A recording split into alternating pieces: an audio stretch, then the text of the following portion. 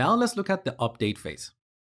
So that phase happens whenever the state or props of a component changes. As an example, let's look at our increment button. So let's go back to our app component. Here's our handle increment event handler. In this method, we're updating the state of app component.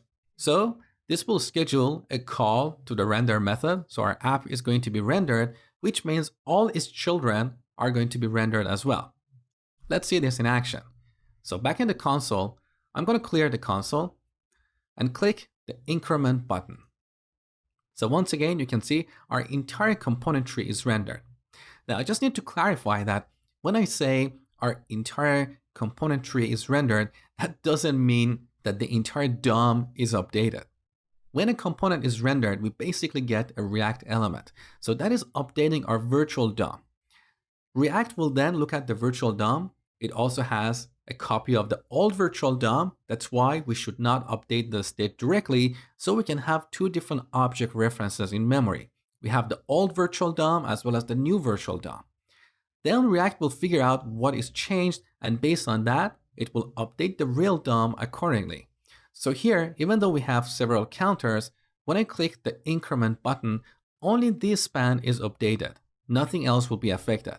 Let me show you. So if I go to the Elements tab and select this element here, I'm going to click the increment button, and I want you to look at the span here. So increment, see, it gets highlighted because its content is updated. However, if I select another counter and click the increment button of the first counter, look, nothing is happening here. So there is no update on this part of the DOM. Now back in our counter component, I'm going to add another lifecycle hook here. Component did update. This method is called after a component is updated, which means we have new state or new props. So we can compare this new state with the old state or the new props with the old props. And if there is a change, we can make an AJAX request to get new data from the server. If there are no changes, perhaps we don't want to make an additional AJAX request. This is an optimization technique. So let me show you. Here we add a couple parameters, previous props and previous state. Let's do a console.log of previous props, as well as another console.log to show the previous state.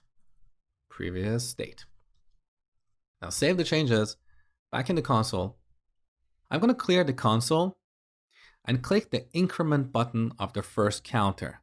Note that the value is currently 4. So click, look at the console. So ignore all the rendered messages. Look at the first previous props. So this is the props object that we're passing to this counter component.